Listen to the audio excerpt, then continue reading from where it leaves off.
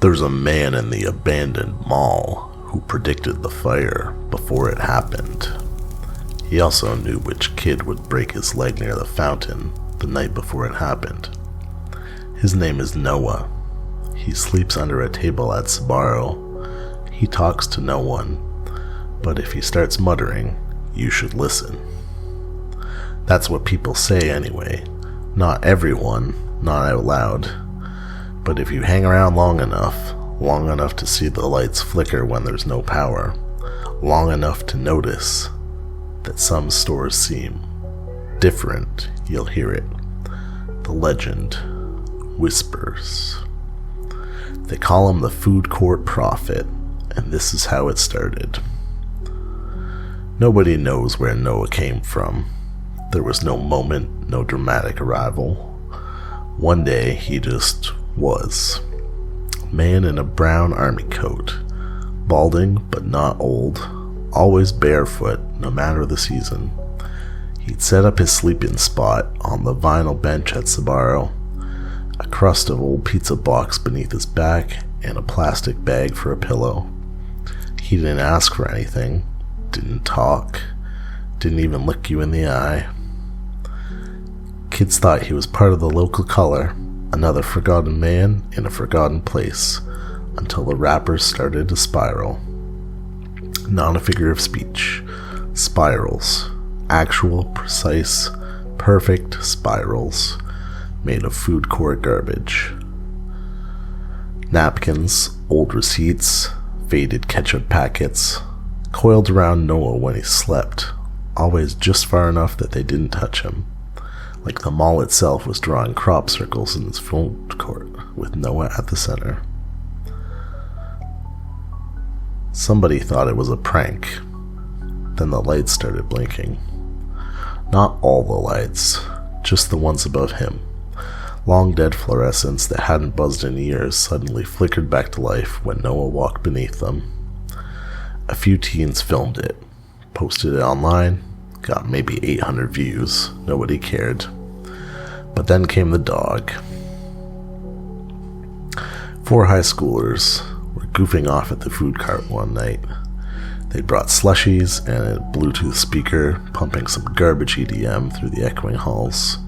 One of them, a kid named Tanner, called Noah a mall wizard, tossed a French fry in his lap.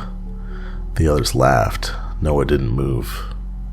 As they walked away, he said something. Didn't raise his voice, didn't look at them, just mumbled. Tell your dog goodbye. That's it.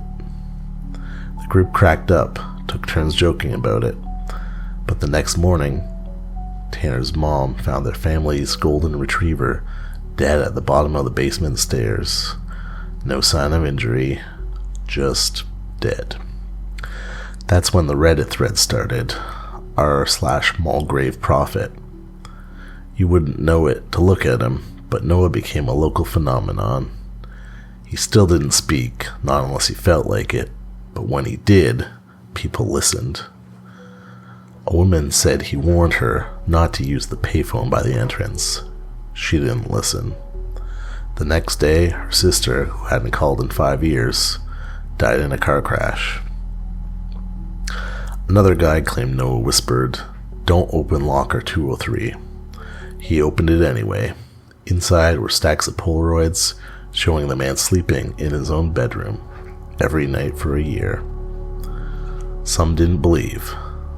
Some called it all coincidence.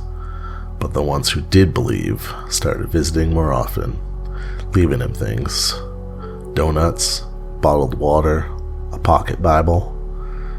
He never took them, but sometimes they vanished anyways. Returned with strange additions.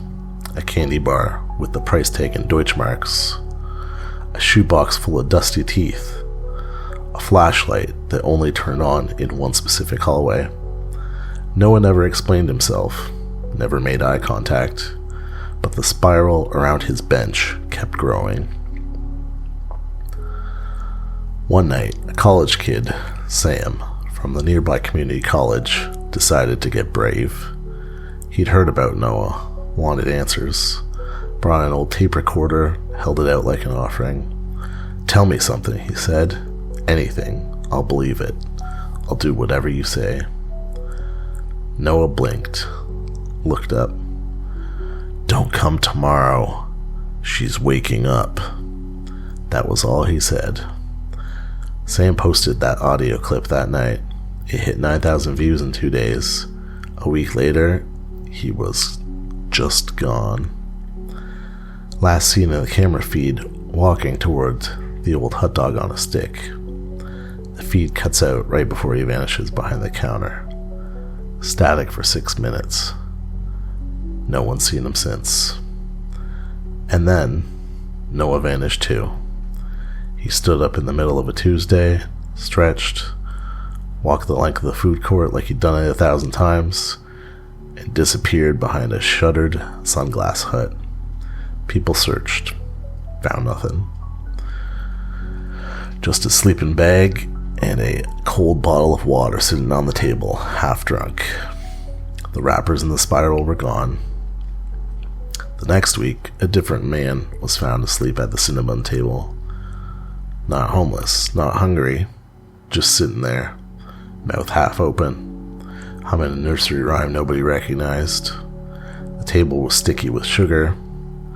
The chairs were warm, like someone had just left. Noah didn't want anything. He never asked the tree for a blessing. Maybe that's why the mall spoke to him. Maybe that's why he lasted so long. Mallgrave gives, even to those who never ask, especially to them.